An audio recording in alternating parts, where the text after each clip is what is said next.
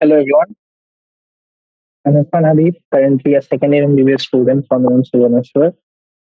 I've played my NEET in 2022, earning my rank 594 on the School of Statistics College. I'm in chapter number 13, that is biodiversity and conservation, অর্থাৎ জীব বৈচিত্র্য এবং কিভাবে সেগুলিকে সংরক্ষণ করা হয় সেই মাধ্যমগুলি সম্বন্ধে জানবো এই চ্যাপ্টারে। তো বেসিক্যালি এই চ্যাপ্টারের দুটোই ভাগই রয়েছে এরকমই। ওকে, একটাই হচ্ছে আমরা প্রথমে জানবো জীব বৈচিত্র্যগুলি সম্পর্কে, দেন আমরা দেখবো তাকে সেগুলিকে কিভাবে সংরক্ষণ করা হয় সেই মাধ্যমে। আসছি প্রথম কথা, জীব বৈচিত্র্য জানার আগে কিছু বেসিক জিনিস, যেমন যদি আজকে এই পৃথিবীতে কেউ যদি বাইরে থেকে আসে, কোনো একটা এলিয়েন এলো বাইরে থেকে, সে যদি এই পৃথিবীটাকে ভিজিট করে, বাট হি উইল সি, সে কি দেখতে পাবে? তার কাছে সেখানে আসলে দেখবে যে হ্যাঁ, একই পৃথিবীতে বিভিন্ন রকমের প্রাণী রয়েছে। হয়তো কিছু প্রাণী উঠছে, কিছু প্রাণী জলের মধ্যে রয়েছে, কিছু প্রাণী স্থলের মধ্যে, কারো হয়তো তো কেউ ৪ পায়ে চলছে, কেউ ২ পায়ে, তাই তো? বিভিন্ন আকারের, ক্ষুদ্রাতি ক্ষুদ্র রয়েছে, আবার বৃহৎ থেকে বৃহৎ অনেক দানব আকারেরও রয়েছে। তো এই যে বিভিন্ন ধরনের বৈচিত্র্যগুলি, সেটা দেখলে যে কেউ চমকিত হয়ে যাবে, তাই তো? এবার এটা তোমরা অনেকেই হয়তো বিশ্বাস করতে পারবে না যে ২০,০০০ প্রজাতির পিঁপড়ে বর্তমানে এই পৃথিবীতে। আমরা কতগুলো দেখতে পাই? আমরা লাল পিঁপড়ে, কালো পিঁপড়ে, ২-৩টে পিঁপড়ে দেখেছি। তো কিন্তু টোটাল যে পিঁপড়ের প্রজাতি দেখতে পাওয়া যায়, পিঁপড়ের প্রজাতি রয়েছে ২০,০০০ ধরনের। পোকা, যেগুলো বিটেল বলি, সেই পোকা কত রকম প্রজাতি রয়েছে? প্রায় ৩ লক্ষ। এবং মাছেরও প্রজাতি কতগুলি রয়েছে? টোটাল ২৮,০০০ প্রজাতি। এবং অর্কিডের মতো যে গাছগুলি রয়েছে, সেই অর্কিড গাছের কতগুলি প্রজাতি রয়েছে? তার প্রায় ২০,০০০ প্রজাতি। এবার এই যে যারা বাস্তুবিদ রয়েছে, অর্থাৎ যারা এই বাস্তুতন্ত্র নিয়ে বিভিন্ন রকম গবেষণাগুলি করে থাকেন, এবং তার সঙ্গে যারা বিবর্তন নিয়ে তারা বিষয়টা করছেন, অর্থাৎ ইভলিউশনারি বায়োলজিস্ট আমরা যাদেরকে বলি, তারা এই যে বিশাল বৈচিত্র্য, এটাকে বিভিন্নভাবে ব্যাখ্যা করেছেন যে এত রকমের প্রজাতি কেন রয়েছে। আমরা জেনেছি, তোমরা ইভলিউশন চ্যাপ্টারে পড়েছো যে কিভাবে প্রথমে ইনঅর্গানিক কিছু বা অজৈব কিছু বস্তু থেকে প্রথমে জৈব কিছু বস্তু তৈরি হয়েছিল, সেখান থেকে সেলুলার ফর্ম অফ লাইফ, তারপর সেখান থেকে কমপ্লেক্স থেকে কমপ্লেক্স লাইফ ফর্ম এসছে, তাই তো? তো আজ এই পৃথিবীতে যদি দেখি, আজ এই পৃথিবীতে একের বেশি অনেক রকমের প্রজাতি বর্তমান। কিন্তু এত রকম প্রজাতি কিভাবে এলো? কিভাবে একটা প্রজাতি থেকে এত রকম প্রজাতি হলো? এই যে আমি বলছি ২০,০০০ প্রকৃতির পিঁপড়ে রয়েছে, বা ৩ লাখ প্রজাতির বিটেল, পোকা, এই সমস্ত প্রজাতিগুলো, এগুলো কেন আসছে, এবং এই যেই জীব বৈচিত্র্যগুলো কিভাবে জীবমণ্ডলের মধ্যে বিভিন্নভাবে গুরুত্বপূর্ণ ভূমিকা পালন করে, এদের ইম্পর্টেন্স কি, এবং এরা আসছে কোত্থেকে, এই দুটো কোয়েশ্চেন যদি ক্লিয়ার হয়ে যায়, তাহলে আমাদের মোটামুটি হয়ে যাবে। আরেকটা কোয়েশ্চেন হচ্ছে, যদি এদের মধ্যে জীব বৈচিত্র্য যদি কমে যায়, তাহলে কি প্রভাব পড়বে, তাই না? জীব প্রজাতি যদি সাপোজ যদি কোনোভাবে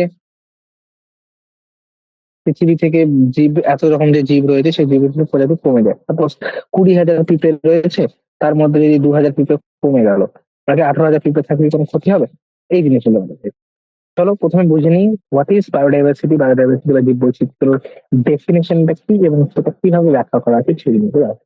চলো, বায়োডাইভার্সিটি বা জীব বৈচিত্র্য, বা যেটাকে আমরা হেটেরোজেনেসিটি বা বিভিন্নতা বলি, এই বিভিন্নতা বা বৈচিত্র্য বলতে কি বোঝো?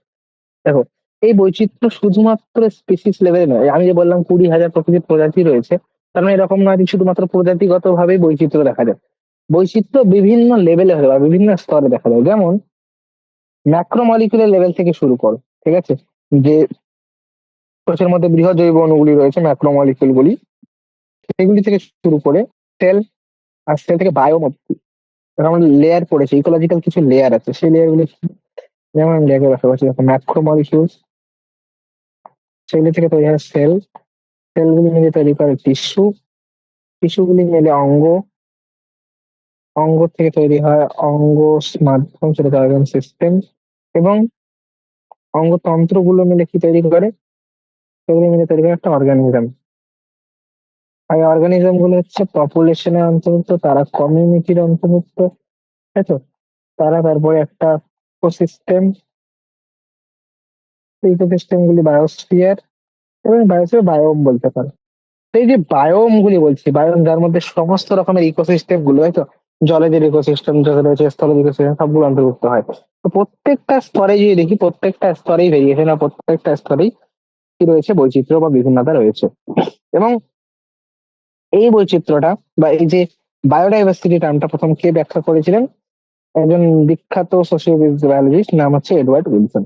অনেক সময় জিজ্ঞেস করা হয় যে এই টার্মটা কে দিয়েছিলেন, তোমরা বলতে পারো টার্মটা কে দিয়েছিলেন, রাইট? তো নেক্সট যেটা আসছে সেটা হচ্ছে, আমি যে কথাটা বললাম এই জীব বৈচিত্র্য, তো জীব বৈচিত্র্যের কিছু গুরুত্বপূর্ণ বিষয় রয়েছে যেগুলো আমাদের ব্যাখ্যা করা প্রয়োজন। সেই গুরুত্বপূর্ণ বিষয়গুলি কি? যেমন প্রথম বিষয়টা হচ্ছে জেনেটিক ডাইভার্সিটি বা জিনগত বৈচিত্র্য। প্রথম হচ্ছে জিনগত বৈচিত্র্য, দেন হচ্ছে স্পিসিস ডাইভার্সিটি বা প্রজাতিগত বৈচিত্র্য, তারপর হচ্ছে ইকোলজিক্যাল ডাইভার্সিটি বা বাস্তুতান্ত্রিক বৈচিত্র্য। বোঝা গেল? তো টোটাল তিনটি স্তরে আমরা প্রধানত ব্যাখ্যা করতে চলেছি, সেগুলো হচ্ছে জিনগত বৈচিত্র্য, প্রজাতিগত বৈচিত্র্য এবং বাস্তুতান্ত্রিক বৈচিত্র্য। চলো প্রথমে আমরা জিনগত বৈচিত্র্য সম্বন্ধে জানার চেষ্টা করি। জিনগত বৈচিত্র্য কি? একটা একক প্রজাতি জিনগত স্তরে তার যে বন্টন বা বিন্যাস রয়েছে, ঠিক আছে? তো জিনগত লেভেলে দেখো, যে কোনো প্রজাতির, আমি যদি মানুষে তুলে নিলাম বা যে কোনো পিঁপড়ে হোক বা পোকা হোক, সেই হোক, আর যদি একটা জিনগত স্তরে গিয়ে আমি যদি তার বন্টন বা বিন্যাস গুলোকে একটু বোঝার চেষ্টা করি, তাহলে তোমরা দেখতে পাবে সেখানে বিভিন্ন ধরনের বৈচিত্র্য দেখতে পাওয়া যায়। ঠিক আছে? তুমি একটা উদাহরণ হিসেবে আমি বলতে পারো, হিমালয় অঞ্চলে, হিমালয় পর্বতমালাতে একটি বিশেষ ধরনের ঔষধি গাছ, নাম হচ্ছে রাওয়েলফিয়া ভূমিচরিয়া। একে আমরা চলিত ভাষায় বলে থাকি সর্পগন্ধা, অনেকেই শুনেছে হয়তো। সর্পগন্ধা একটা বিশেষ ঔষধি, জানতাম অনেকভাবে ঔষধি হিসেবে ব্যবহার করে থাকে এই গাছটিকে। এই সর্পগন্ধা গাছের বিভিন্ন ধরনের জিনগত বৈচিত্র্য দেখা যায় কিসের ভিত্তিতে? না, এদের মধ্যে একটি বিশেষ ধরনের রাসায়নিক যৌগ পাওয়া যায় যার নাম হচ্ছে রেজারপাইন। এই রেজারপাইন কি তার ঘনত্বের ভিত্তিতে বা তার উপস্থিতি, কার্যকারিতা, তাই তো, তার অ্যাক্টিভ কনসেন্ট্রেশন, তার আরো বিভিন্ন রেঞ্জে এগুলো পার্থক্য দেখতে পাওয়া যায়। ঠিক আছে? এবার পৃথিবীর, সরি, শুধুমাত্র ইন্ডিয়ার মধ্যে যদি দেখি, শুধুমাত্র ভারতবর্ষে প্রায় 50,000 ধরনের রাইস, মানে চালের কতগুলি প্রজাতি পাওয়া যায়? প্রায় 50,000। আর 1,000 ধরনের আম, তোমরা শুনেছ হয়তো। 50,000 ধরনের টোটাল চালের প্রজাতি দেখতে পাওয়া যায়, কত রকম? 50,000। আর 1,000 ধরনের দেখতে পাওয়া যায় আমের প্রজাতি শুধুমাত্র। তোমরা শুনেছ হয়তো ফজল আম, হয়তো, তারপর হচ্ছে উম, লম্বা আম, বিভিন্ন ধরনের আম, দেশি আমের রয়েছে অনেক রকম, তাই তো। তো আমের অনেক প্রজাতি রয়েছে, প্রায় 1,000 ধরনের প্রজাতি রয়েছে। স্পিসিস প্রজাতি, স্পিসিস বা প্রজাতিগত বৈচিত্র্য যদি দেখতে যাই, তো তুমি পৃথিবীতে যদি দেখো, শুধুমাত্র যদি ভারতবর্ষের কথাই বলি, পৃথিবী ছাড়া যেটা আছে, ভারতবর্ষের যে ওয়েস্টার্ন ঘাট অঞ্চলটা রয়েছে, পশ্চিম ঘাটটা রয়েছে, ঠিক আছে? পশ্চিম ঘাটের মধ্যে অ্যামফিবিয়াস সংখ্যা বা উভচর প্রাণীর প্রজাতি গত বৈচিত্র্য ইস্টার্ন ঘাট বা পূর্ব ঘাটের থেকে বেশি। ঠিক আছে? এই জন্য তোমার হয়তো শুনেছো পশ্চিম ঘাটটাকে আমরা হটস্পটও বলে থাকি, তাই তো, বিভিন্ন প্রজাতির। ওকে, এবার নেক্সট আসছি ইকোলজিক্যাল ডাইভার্সিটি বা বাস্তুতান্ত্রিক বৈচিত্র্য। বাস্তুতান্ত্রিক বৈচিত্র্য বলতে কি বোঝো? বাস্তুতান্ত্রিক লেভেলে মেইনলি যদি দেখি ভারতবর্ষ, ঠিক আছে? ভারতবর্ষের মধ্যে বিভিন্ন ধরনের মরুভূমি রয়েছে, কিছু রয়েছে রেইন ফরেস্ট বা বৃষ্টি অরণ্য, কিছু ম্যানগ্রোভ গাছের, তাই তো, ম্যানগ্রোভ বা যেগুলো বলে লবণাম্ব উদ্ভিদ, কোরাল রিফস বা প্রবাল প্রাচীর, ওয়েটল্যান্ড জলাভূমি, অনেক এস্টুয়ারি বা অনেক মোহনা রয়েছে, এবং তার সঙ্গে আলপাইন মিডাউস অর্থাৎ অতি উচ্চ স্থানের তৃণভূমিও দেখতে পাওয়া যায়। যেমন alpine meadows has a greater biodiversity than a Scandinavian country like Norway. ঠিক আছে? ভারতের মতো দেশে, ভারতের মতো যে দেশগুলি রয়েছে সেই দেশগুলি, যে স্ক্যান্ডিভিয়ান দেশগুলি যেমন নরওয়ের মতো দেশ রয়েছে, তাদের তুলনায় অনেক বেশি বাস্তুতান্ত্রিক বৈচিত্র্য দেখায়। দেখো, এতে জলাভূমি রয়েছে, মোহনা রয়েছে, বৃষ্টি অরণ্য রয়েছে, মরুভূমি রয়েছে, লবণাম্ব উদ্ভিদের রয়েছে, প্রবাল প্রাচীরের বিভিন্ন বাস্তুতান্ত্রিক বৈচিত্র্য দেখতে পাওয়া যায়। তো লক্ষ লক্ষ বছর ধরে এই বৈচিত্র্যগুলো এরকম হয়নি যে প্রথম দিন ছিল 1 বছর পরে বৈচিত্র্য চলে এসেছে, বিভিন্ন ধরনের প্রজাতি চলে এসেছে বা এত রকম বাস্তুতন্ত্রের বৈচিত্র্য এসেছে। নয়, বিবর্তনের প্রায় হাজার হাজার বছর ধরে, লক্ষ লক্ষ বছর ধরে বিবর্তনের প্রভাবে এই বৈচিত্র্যগুলি এসছে। কিন্তু বর্তমানে যে হারে প্রজাতি বিলুপ্ত বা বিপন্ন হচ্ছে, সেটা যদি আমরা দেখতে যাই, তাহলে আগামী 2 শতাব্দীর মধ্যে বা 2 শতাব্দীর থেকেও কম, লেস দ্যান 2 সেঞ্চুরি, 200 বছরেরও কম সময়ের মধ্যেই যে বর্তমান অবস্থিত যত রকম প্রজাতি রয়েছে, এই 8 রকম প্রজাতির নাম বললাম, সব প্রজাতিকে আমরা হারিয়ে ফেলতে পারি।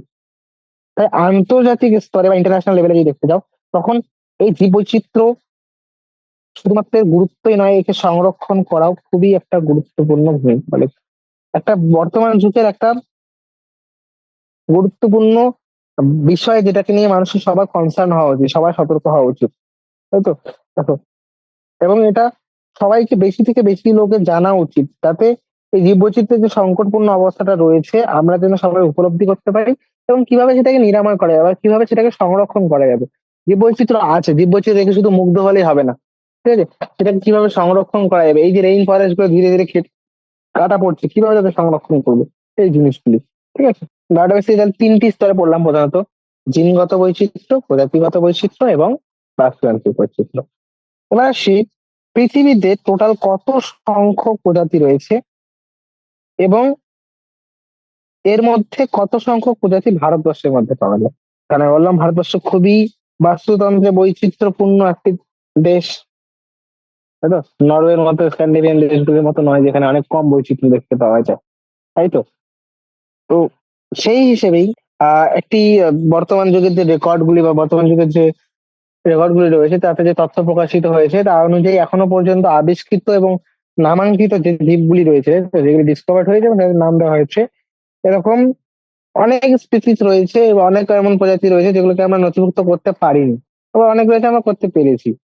তাই পৃথিবীতে মোট কত সংখ্যক প্রজাতি রয়েছে সেটা কেউই বলতে পারবে না, টোটাল কত মানে স্পিসিস রয়েছে এটা কেউই বলতে পারবে না, নট পসিবল। কিন্তু কতগুলি আমরা আবিষ্কার করে, কতগুলি আমরা নামকরণ করতে পেরেছি, এটি আমরা বলতে পারি, তাই তো? যেমন IUCN অনুযায়ী বা international union of conservation of nature and natural resources, অনেক সময় IUCN এর ফুল ফর্ম জিজ্ঞেস করা হয়, ডিরেক্টলি এই টার্ম গুলোই দেখতে পাবে তোমরা: international union for conservation of nature and natural resources, অর্থাৎ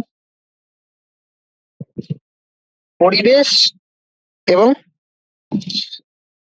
পরিবেশের সম্পদগুলি সংরক্ষণের জন্য যে আন্তর্জাতিক সংস্থাটি রয়েছে IUCN বলে, সে IUCN 2004 সালে মানে গঠিত হয়েছিল। সেই IUCN এর মতে, তাদের মতে টোটাল কত সংখ্যক উদ্ভিদ এবং প্রাণী রয়েছে, তারা বলেছিলেন যে এখনো অব্দি আমরা যতগুলি ডিসক্রাইব করতে পেরেছি বা যতগুলি আমরা বর্ণনা করতে পেরেছি, তার সংখ্যা হচ্ছে 1.5 মিলিয়নের থেকে বেশি, অর্থাৎ প্রায় 15 লক্ষের থেকেও বেশি।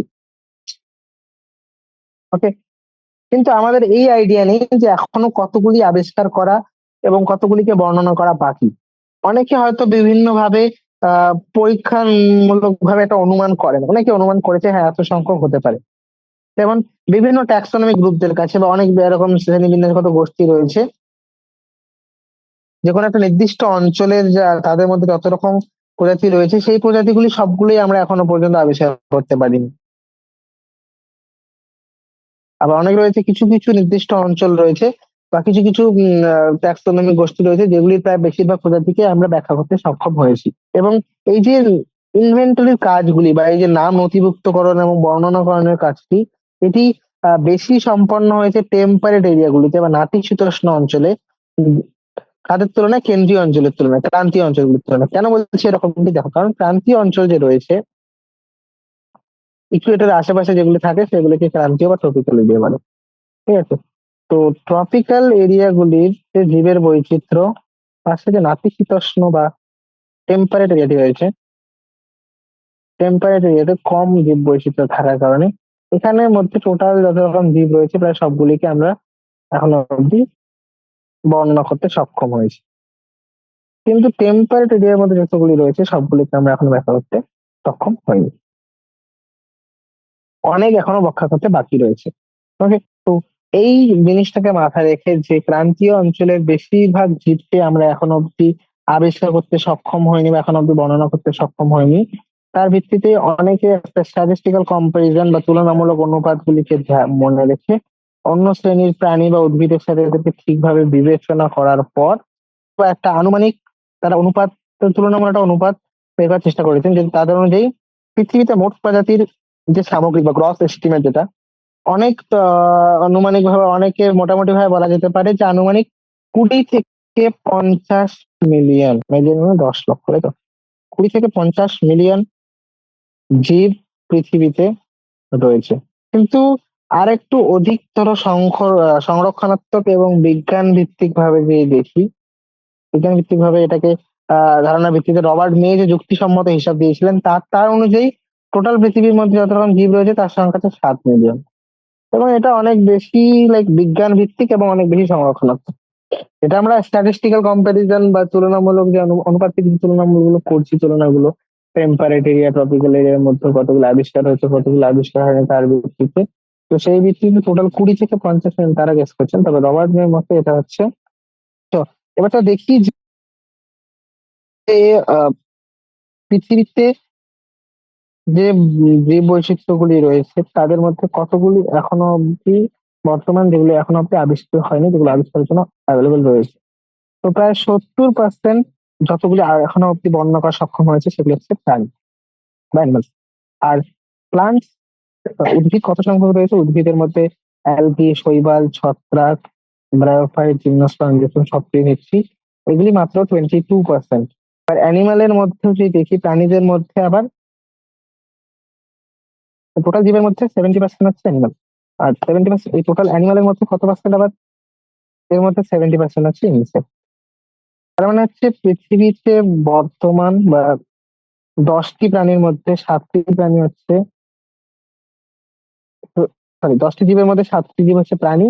আর 7টি জীবের মধ্যে মানে এর 70% হচ্ছে শুধুমাত্র পতঙ্গ বা ইনসেক্ট।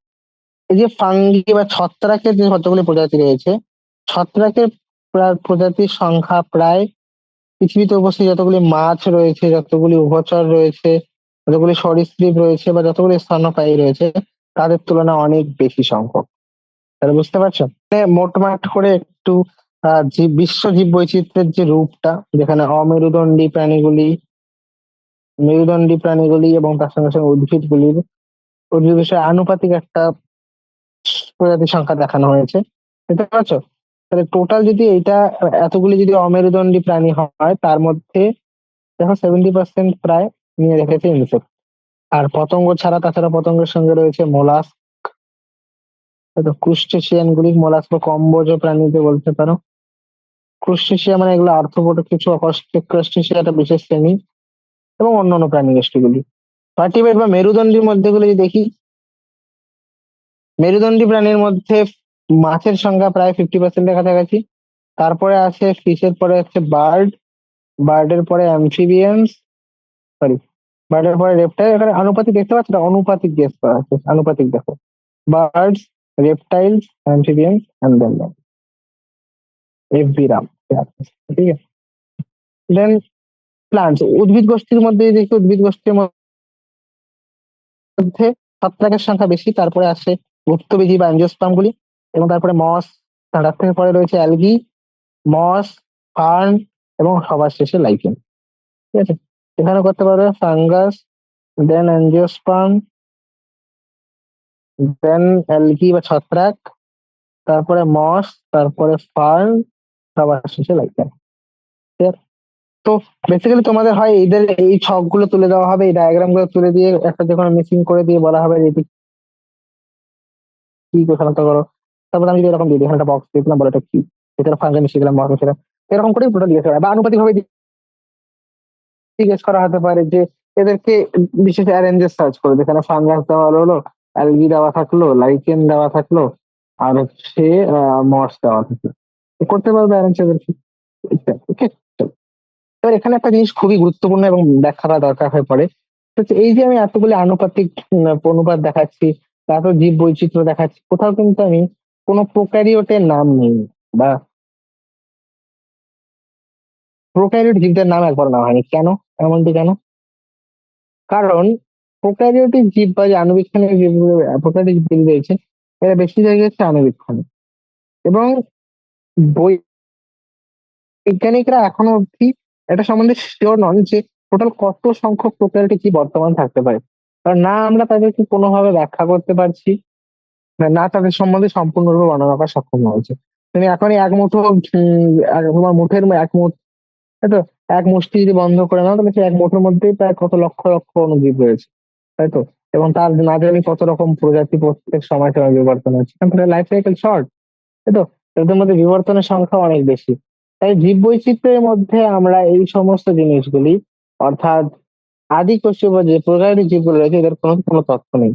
কারণ কত রকমের প্রজাতির প্রোক্যারিওটিক জীব রয়েছে আমরা সেটা জানি না এখনো। এক্ষেত্রে প্রধান যে সমস্যাটা সেটা হলো conventional taxonomy methods are not suitable for identifying material. যে গতানুগতিক শ্রেণীবিন্যাসের পদ্ধতিগুলি চলছে সেগুলো অণুজীবের প্রজাতি শনাক্তকরণের জন্য উপযোগী নয়।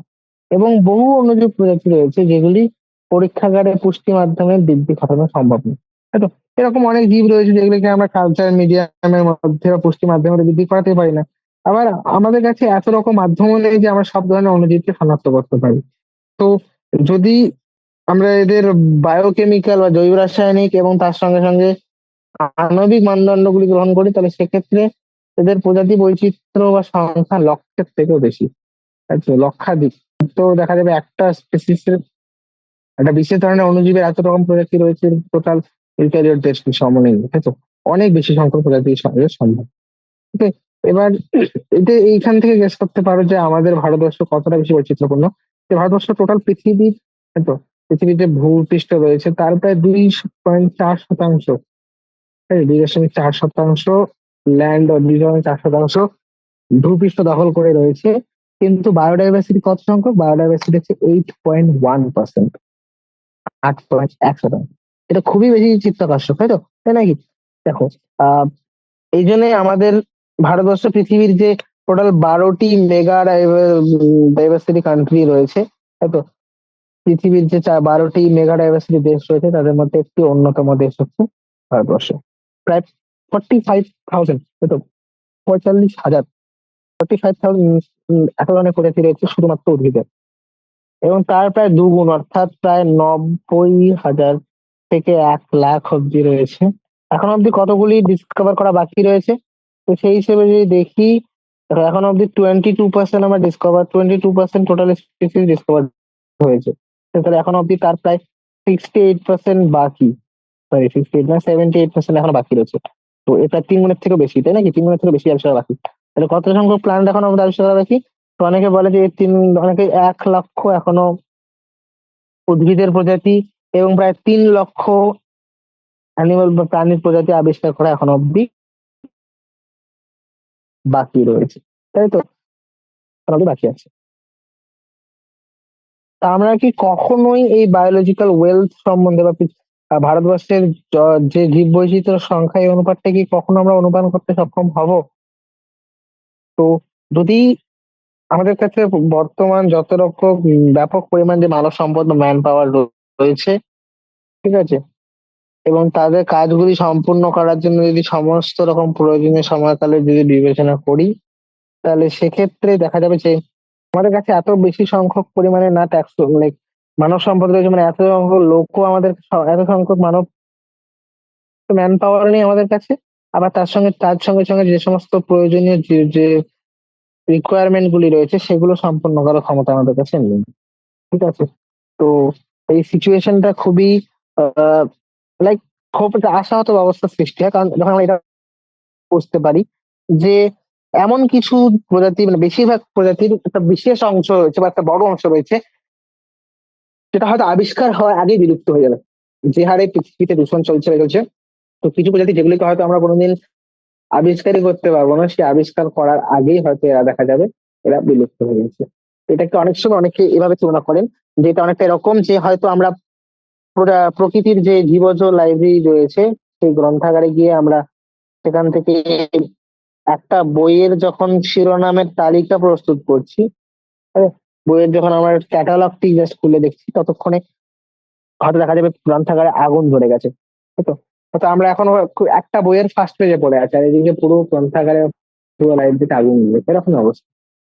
যে বেশিরভাগ অংশ যেটা এখন আমরা ডিসকভারি করতে পারিনি বা আবিষ্কার করতে পারিনি, সেটা অলরেডি বিলুপ্তের মুখে, বা কিছু হয়তো বিলুপ্ত হয়েও গেছে। ঠিক আছে? তো বোঝা যাচ্ছে জীববৈচিত্র্য সম্বন্ধে লাইক কতটুকু আমরা ডিসকভার করতে পেরেছি, এবং এখন অব্দি কতটুকু ডিসকভারি করা বাকি। ঠিক আছে, তো এটা ডিসকাস করি। প্যাটার্নস অফ বায়োডাইভার্সিটি, জীব বৈচিত্র্যের ধরন। কি ধরনে জীব বৈচিত্র্য, জীবের এত রকম বৈচিত্র্য দেখা যায়, সেই স্পেসিফিক প্যাটার্নটা কি সেটা আমরা বলার চেষ্টা করছি। তো দেখো, এরকম নয় যে পৃথিবীর সব জায়গায় একই রকম ভাবে প্রজাতিগত ভেরিয়েশন বা প্রজাতিগত এই আহ, বৈচিত্র্য দেখতে পাওয়া যায়, বরং একটা অসমান বৈচিত্র্য দেখতে পাওয়া যায়। কিরকম অসমভাবে বন্টিত, কিভাবে অসমভাবে বন্টিত দেখো, সব থেকে বেশি বা সব থেকে গুরুত্বপূর্ণ যে বৈচিত্র্য ধরনটা, সেই ধরনটা হচ্ছে অক্ষাংশ নদীমাত্রা বা লঙ্গিটিউডিনাল গ্রেডিয়েন্ট। অক্ষাংশ বোঝো, লঙ্গিটিউডিনাল গুলি লক্ষ্যরেখা মাঝখানে, দুটি কর্কট ক্রান্তি রেখা, এদের মাঝখানে নিরক্ষরেখা, কর্কট ক্রান্তি রেখা, মকর ক্রান্তি রেখা, একটু মেরু রেখা। তো টোটাল যদি এভাবে দেখি, তো সেই বেসিসে এই অক্ষাংশের ভিত্তিতে একটা নথিমাত্রা দেখতে পাওয়া যায়। কি অক্ষাংশ নথিমাত্রা দেখা যায়, যে যত আমরা অক্ষাংশ থেকে বা যত আমরা ক্রান্তীয় অঞ্চল থেকে, যতই নিরক্ষ অঞ্চল থেকে যতক্ষণ মেরু অঞ্চলের দিকে যাওয়া শুরু করি, স্পিসিস ডাইভার্সিটি বা যে প্রজাতিগত বৈচিত্র্য রয়েছে সেটা ধীরে ধীরে কমতে থাকে। খুব কম সংখ্যক ব্যতিক্রম ছাড়া যে ট্রপিক বা ক্রান্তীয় অঞ্চলটি রয়েছে সেটা হচ্ছে 23 ডিগ্রি, 23.5 ডিগ্রি নর্থ এবং 23.5 ডিগ্রি সাউথ, এই দুটি অক্ষাংশ বিস্তৃতি, এই বিস্তৃতি অংশটাকে পুরোটাকে আমরা ট্রপিক বলি। তো এইটাকে পুরো ক্রান্তীয় অঞ্চল বলা হয়ে থাকে। ভালো করে দেখাচ্ছি এটাকে, এইটাকে বলি ট্রপিক, ক্রান্তীয় অঞ্চল। তো ক্রান্তীয় অঞ্চলের মধ্যে বেশি সংখ্যক পরিমাণে জীবের প্রজাতি রয়েছে নাতিশীতোষ্ণ এবং মেরু অঞ্চলের তুলনায়। নাতিশীতোষ্ণ এবং মেরু অঞ্চলের তুলনায়। ঠিক এইখান থেকেই বিভিন্ন ধরনের দেশগুলির সব বৈচিত্র্য সম্বন্ধে তোমরা গেস করতে পারো। যেমন কলম্বিয়া, যেটি অনেকটা নিরক্ষীয় অঞ্চলেই রয়েছে, ক্রান্তীয় অঞ্চলে উপস্থিত। এরতে উপস্থিত টোটাল পাখির বৈচিত্র্য কত রকম, 1400। অন্যদিকে নিউ ইয়র্ক, যেটা একটা নাতিশীতোষ্ণ অঞ্চলের জায়গা, কারণ এটা 41 ডিগ্রি নর্থে রয়েছে। এখানে কলম্বিয়া কোথাও না কোথাও এখানে রয়েছে, কলম্বিয়া কোথাও না কোথাও এখানে রয়েছে। কলম্বিয়াতে দেখো, কলম্বিয়াতে টোটাল রয়েছে 1400 প্রজাতির বার্ডস। আর অন্যদিকে নিউ ইয়র্কে কত রয়েছে, নিউ ইয়র্কে রয়েছে, নিউ ইয়র্ক সিটিতে কত রয়েছে, 105 ধরনের প্রজাতি। আর গ্রিনল্যান্ডে চলে যাও, যেটা আরো নর্থের দিকে রয়েছে, একদম মেরু অঞ্চলের কাছাকাছি, সেটা 66.5 এরও নর্থ, এর থেকেও নর্থের দিকে। আরো যদি মেরুর দিকে চলে যাও, সেখানে তো আরো কম, সেখানে প্রায় 56 স্পিসিস রয়েছে। ইন্ডিয়া, যেটা কোথাও না কোথাও একটু ক্রান্তীয় অঞ্চলের দিকেই আছে, ইন্ডিয়ার অবস্থানটা ঠিক অনেকটা এরকম পজিশনে রয়েছে, কোথাও না কোথাও এরকম একটা পজিশনে ইন্ডিয়া রয়েছে। ঠিক আছে, এরকম ভাবে। তো ইন্ডিয়া দেখতে গেলে ইন্ডিয়াও, ইন্ডিয়া দেখতে গেলে ইন্ডিয়াতে পজিশনটা রয়েছে, ইন্ডিয়ার পজিশন অনুযায়ী ইন্ডিয়া অনেকটা ক্রান্তীয় অঞ্চলে থাকেই বলেই ইন্ডিয়াতে পাখির বৈচিত্র্য কত রকম প্রজাতি রয়েছে, 1200 প্রজাতি রয়েছে। ঠিক যেমনটি প্রাণীদের ক্ষেত্রে বললাম, উদ্ভিদদের ক্ষেত্রেও সেম। তুমি একটা ট্রপিক্যাল অঞ্চলের বা যেমন ইকুয়েটারের মতো নিরক্ষীয় অঞ্চলে কোনো একটা দেশে চলে যাও, সেই অঞ্চলে যে যত ধরনের তুমি উদ্ভিদ পাবে, তাই তো, সেটি হয়তো ভাস্কুলার প্ল্যান্ট, বা আমি সাধারণত এখানে কলাযুক্ত বনভূমির কথাই বলি। ভাস্কুলার প্ল্যান্টস বলতে আমরা যাদের মধ্যে ভাস্কুলার রয়েছে, অর্থাৎ এখানে অ্যাঞ্জিওস্পার্ম, জিনোস্পার্ম এদের প্ল্যান্টেশন করা হচ্ছে, তাই তো। অ্যালগি, শৈবাল টৈবালদের কথা বলা হচ্ছে না। তো প্রধানত এই ভাস্কুলার প্ল্যান্ট গুলি যদি দেখো, এদের সংখ্যা মিড ওয়েস্ট বা ইউএস এর তুলনায়, আমেরিকার তুলনায় এই ট্রপিক্যাল অঞ্চলে বা যে ইকুয়েটারের মতো যে ক্রান্তীয় দেশগুলি আছে সেখানে অনেক বেশি।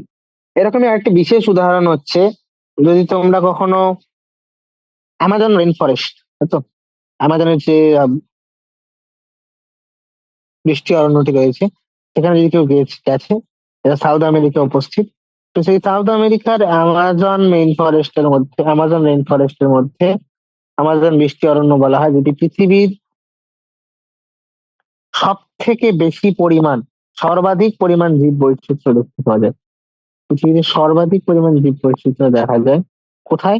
পৃথিবীর বৃহত্তম বৃষ্টি অরণ্য, সেটা হচ্ছে দক্ষিণ আমেরিকার অ্যামাজন বৃষ্টি অরণ্য, যেখানে প্রায় 40,000-এর তুলনায় বেশি, 40,000-এর থেকেও বেশি প্রজাতির উদ্ভিদ, 3,000-এর থেকেও বেশি প্রজাতির মাছ, 1300 প্রজাতির পাখি, 427 প্রজাতির স্তন্যপায়ী এবং 427 প্রজাতির উভচর প্রাণী এবং 378 সরীসৃপ।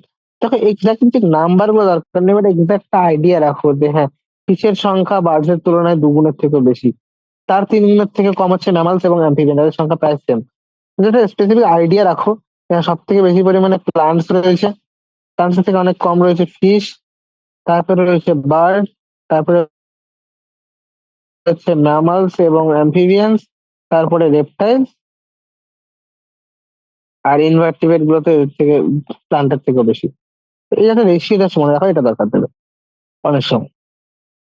এবং বৈজ্ঞানিকদের মতে এখনো অব্দি কমপক্ষে আরো 2 মিলিয়ন পতঙ্গ প্রজাতি, যেগুলি এখনো পর্যন্ত আবিষ্কারও করা হয়নি না এদের নামকরণ করা হয়েছে। এরকম কতগুলি রয়েছে? প্রায় 2 মিলিয়ন বা 20 লক্ষ। এবার like what special about tropic that might have account for the diversity? এই যে বলছি যে ক্রান্তীয় অঞ্চলে এত রকম বৈচিত্র্য রয়েছে, তো কি মনে হয় ক্রান্তীয় অঞ্চলে এত বৈচিত্র্য থাকার কারণ কি? এমনি এমনিতে এত বৈচিত্র্য আসছে না, যে আমরা বলি অক্ষাংশগত বৈচিত্র্যের দিক থেকে ক্রান্তীয় অঞ্চলে সব থেকে বেশি পরিমাণ বৈচিত্র্য দেখা যায়। তো কেন এমন বৈচিত্র্য দেখা যায়? এখানে আছে কিছু ফ্যাক্টর, যেমন বিভিন্ন ইকোলজি বা বিভিন্ন জীববিজ্ঞানীরা এবং তার সঙ্গে সঙ্গে বিভিন্ন যে বিবর্তন বাস্তবিক যারা রয়েছেন, তারা এই সমস্ত নিয়ে ব্যাখ্যা পরীক্ষা নিরীক্ষা করছেন। তারা বলেন যে, অর্থাৎ তারা কিছু ধরনের প্রস্তাব দিয়েছেন, সেই প্রস্তাবগুলি অনুযায়ী একটা গুরুত্বপূর্ণ হচ্ছে স্পেসিয়েশন বা প্রজাতিকরণ, যেটাকে আমরা বলি। তোমরা হয়তো শুনেছো প্রজাতিকরণের সম্বন্ধে। প্রজাতিকরণ প্রজাতিকরণ হচ্ছে সময়ের কাজ। তো এতে প্রচুর সময় চাই। এবার যেমনটি তুমি যদি দেখো, নাতিশীতোষ্ণ অঞ্চলে প্রাচীনকালে প্রায়শই তুষারপাত ঘটতো, তাই তো গ্লাসিয়েশন হতো সেখানে। সেই তুলনায় ক্রান্তীয় অঞ্চল প্রায় লক্ষ লক্ষ বছর ধরে তুলনামূলকভাবে নিরুপদ্রব ছিল, তো কোন রকম এরকম তুষারপাতের উপদ্রব বা এরকম উপদ্রব দেখতে পাওয়া যায়, তো কনস্ট্যান্ট একটা এনভায়রনমেন্ট ছিল অনেক বছর ধরে, যেটা কোনো না কোনো ভাবে স্পেসিয়েশনে বা প্রজাতিকরণে বা প্রজাতি বৈচিত্র্যকরণে সাহায্য করেছে। আর 2 নম্বর পয়েন্ট কি? সেটা হচ্ছে ট্রপিক্যাল এনভায়রনমেন্ট, যেটা বা ক্রান্তীয় পরিবেশটি নাতিশীতোষ্ণ পরিবেশের মতন নয়। যেমন ক্রান্তীয় পরিবেশটি কি কম ঋতুভিত্তিক, এরকম অনেক বেশি ঋতু দেখতে পাওয়া যায় না, হয়তো গরম বৃষ্টি এরকম এরকম দেখতে পাবে না, গরম ঠান্ডা হয়তো এরকম 2-3টে ঋতু দেখতে পাবো। কিন্তু সেই তুলনায় যদি তুমি একটা নাতিশীতোষ্ণ অঞ্চলে চলে যাও, সেখানে সিজনাল ভেরিয়েশন অনেক বেশি, ঋতুর অনেক বেশি পরিবর্তন দেখতে পাওয়া যায়। তো যত বেশি পরিবর্তন হয়েছে, ফলে অত বেশি লাভ হয়নি, কিন্তু ক্রান্তীয় অঞ্চলে ঋতু কম হওয়ার কারণে একটা তুলনামূলক ভাবে কনস্ট্যান্ট বা স্থিতিশীল পরিবেশ পাওয়া গেছে, যে পরিবেশটি বিভিন্ন ভাবে নিচ স্পেশালাইজেশন বা নিচের বিশেষীকরণ এবং অধিকতর প্রজাতি বৈচিত্র্যকরণে সাহায্য করেছে। এবং লাস্ট পয়েন্ট যেটা গুরুত্বপূর্ণ, সেটা হচ্ছে ক্রান্তীয় অঞ্চলে আমরা জানি যে সূর্যালোক ডিরেক্টলি পড়ে পারপেন্ডিকুলার, আর নাতিশীত এবারে ট্রপিক্যাল এরিয়াগুলিতে বা নাতিশীতোষ্ণ অঞ্চলগুলিতে একটু বাঁকা ভাবে পড়ে। তো সেই কারণে তুলনামূলকভাবে সূর্যালোকের পরিমাণ কিন্তু ক্রান্তীয় অঞ্চলে বেশি দেন পেরিফেরাল বা নাতিশীতোষ্ণ অঞ্চলগুলির তুলনায়। ঠিক আছে? তো ক্রান্তীয় অঞ্চলে অধিকতর যেহেতু সূর্যালোক রয়েছে, বা সূর্যালোক যেখানে যত বেশি, সূর্যালোক গুলিকে ব্যবহার করে সেখানে তত বেশি প্রোডাক্টিভিটি আসবে, তাই তো সালোক সংশ্লেষের মাধ্যমে বেশি পরিমাণ খাদ্য উৎপন্ন হবে। এবার যার উৎপাদনশীলতা যত বেশি, সেই অঞ্চলে যত বেশি দেখো প্রডিউসার থাকবে, তত বেশি কনজিউমার আসবে, খাদকের সংখ্যাও বাড়বে। খাদকের সংখ্যা বাড়বে, তার সঙ্গে সঙ্গে খাদকের প্রজাতিও প্রজাতিগত পরিবর্তনও বাড়বে। নেক্সট হচ্ছে একটা দেখলাম লংজিটিউডিনাল ভেরিয়েশন বা অক্ষাংশগত যে বৈচিত্র্য। এবার বলো স্পেসিস এরিয়া রিলেশনশিপ, বা যেটাকে আমরা বলি প্রজাতি ক্ষেত্রফলের সঙ্গে কিভাবে এরা রিলেটেড বা এদের কি রিলেশনশিপ রয়েছে, সেখানে দেখো গুরুত্বপূর্ণ হয়ে দাঁড়ায় প্রজাতি অঞ্চল সম্পর্কটি। দেখো কিভাবে এটাকে রিলেটেড। এখানে একটা বিশেষ ধরনের একটা বিশেষ কিছু বিজ্ঞানীর নাম সময় জানতে হয়, যেটা বিখ্যাত জার্মান প্রকৃতিবিদ এবং ভূতত্ত্ববিদ আলেকজান্ডার ভন হাম্বল। ঠিক আছে, নামটি ভুলবে না, খুবই গুরুত্বপূর্ণ নাম একটা ইকোলজিস্ট হিসেবে। আলেকজান্ডার ভন হাম্বল, তিনি দেখেন যে কোনো একটা নির্দিষ্ট অঞ্চলের মধ্যে ক্ষেত্রফল বৃদ্ধির সাথে সাথে প্রজাতির যে প্রাচুর্য রয়েছে সেটাও বৃদ্ধি পায়, তবে সেটা একটি নির্দিষ্ট সীমা পর্যন্ত। বস্তুতপক্ষে দেখতে গেলে প্রজাতির যে প্রাচুর্য রয়েছে বা ট্যাক্সার যে বিস্তৃতি রয়েছে বা ট্যাক্সার যে বিস্তৃত ভ্যারাইটি গুলো দেখতে পাই, সম্পর্কটা কিরকম? তাদের মতে এই সম্পর্কটা হচ্ছে রেক্টাঙ্গুলার হাইপারবোলা বা আয়তাকার পরাবৃত্ত। আয়তাকার পরাবৃত্ত কি বলতে কি বোঝাতে পারে? রেক্টাঙ্গুলার প্যারাবোলা হচ্ছে যখন প্যাটার্নটা, বা প্যারাবোলা বা পরাবৃত্ত বলতে পারে, বৃত্ত তো হচ্ছে যেটা এঁকেছি আমি এখানে, এটা হচ্ছে পরাবৃত্ত। আর রেক্টাঙ্গুলার হাইপারবোলা হচ্ছে এরকম, এগুলিকে রেক্টাঙ্গুলার হাইপারবোলা হয় এগুলিকে। তো যেখানে হাইপারবোলা মানে এরকম ম্যাচ হবে না। তো সেই রেক্টাঙ্গুলার হাইপারবোলা প্যাটার্ন দেখতে পাচ্ছি, এই দেখো রেক্টাঙ্গুলার হাইপারবোলিক প্যাটার্ন দেখতে পাচ্ছি যেটা। তো এখানে একটা রেক্টাঙ্গুলার হাইপারবোলিক বা আয়তাকার আয়তাকার পরাবৃত্ত হতে পারে। এবং এর যদি আমি লগারিদমিক ফর্ম দেখি, বা যদি কেউ লগারিদমিক স্কেলে এটাকে নেওয়ার চেষ্টা করে, লগ নিয়ে দুদিকে যদি লগ নিয়ে আমি S is C A Z উভয় পক্ষে লগ নিলে এটি হবে লগ এস হচ্ছে লগ সি, এবং জেড সামনে চলে আসে লগ এ, রাইট? তো লগ নিয়ে যদি ইকুয়েশনটা দেখি তাহলে এই ইকুয়েশনটা অনেকটা ম্যাচ করছে না? Y equal to C plus M X. তো যদি দুটি ধরনের গ্রাফ বা দু ধরনের আমরা গ্রাফিক্যাল রিপ্রেজেন্টেশন করতে পারি, এক যেখানে আমি এস আর এ নিচ্ছি, তাহলে এস যেহেতু সি এ জেড, তো এটি তো রেক্টাঙ্গুলার হাইপারবোলাই আসবে। তাহলে এ টু দি পাওয়ার জেড রয়েছে, যেখানে জেড এর সংখ্যা একও নয়, আবার জেড এর সংখ্যা এক থেকে শুরু করে কুচবি হতে পারে, আমি জানি না কত, তার জন্য এই ভেরিয়েশনটা এরকম আসছে। এবার যেহেতু লগারিদমিক ইকুয়েশনটা অনেকটা Y equal to M X plus C বা সরলরেখার নিয়ম ফলো করছে, তাহলে সেক্ষেত্রে আমি যদি লগ এস এবং লগ এর মধ্যে একটা গ্রাফ রাখতাম, তাহলে সেই গ্রাফটা কিরকম হতো? সেই গ্রাফটা হচ্ছে স্ট্রেট একটা গ্রাফ। বোঝা গেছে? তাহলে এখানে এস বলতে কি বোঝায়? এখানে এস বলতে প্রজাতিগত প্রাচুর্য বলতে বোঝাচ্ছি। এখানে এ বলতে অঞ্চল, বা যে অঞ্চলটিকে সামান্য দেখা হচ্ছে সেই অঞ্চলটি। জেড বলতে এখানে সেই স্লোপ বা নির্ভরণ গুণাঙ্ককে বোঝায়। সি বলতে এখানে ওয়াই ইন্টারসেপ্ট যেটি, বা এখানে যেখানে গিয়েছে ওয়াই কে ইন্টারসেপ্ট করবে সেই অংশটা, ওয়াই বিচ্ছিন্ন রেখা। তো বিভিন্ন ধরনের বাস্তববিদগণ আবিষ্কার করেছিলেন যে ট্যাক্সোনমিক গোষ্ঠীগুলি বা অঞ্চলগুলি যেরকমই হোক না কেন, যে কোনো ধরনের এ হোক বা যে কোনো ধরনের এস হোক, জেড এর ভ্যালু যেটা রয়েছে, জেড কি, জেড হচ্ছে নির্ভরণ গুণাঙ্ক এখানে, তাই তো?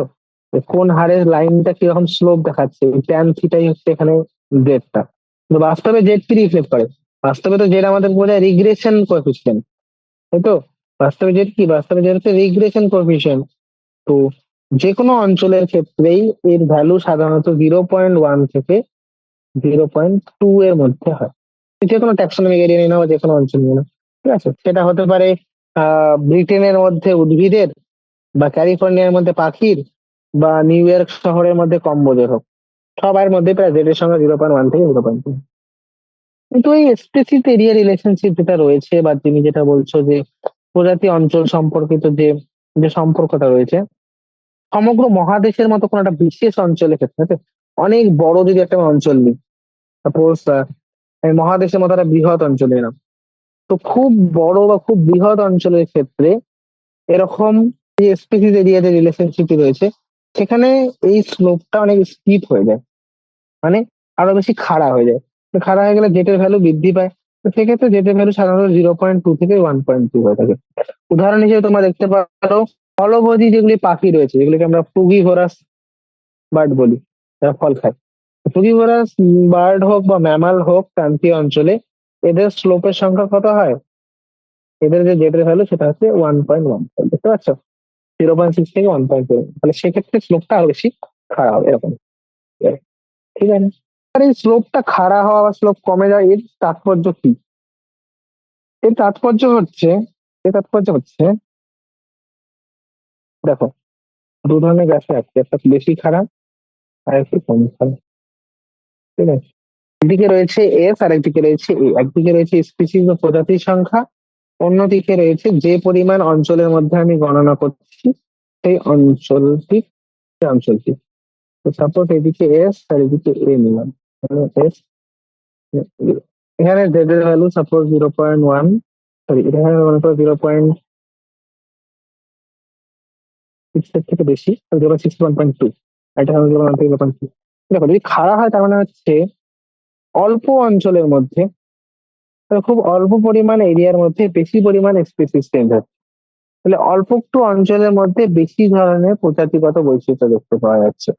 আর এখানে দেখো অনেক বড় অঞ্চল নিলাম, তাহলে বৃহৎ অঞ্চলের মধ্যেও কিন্তু স্পেসিফিক ভেরিয়েশন প্রজাতিগত পরিবর্তন অত বেশি নেই।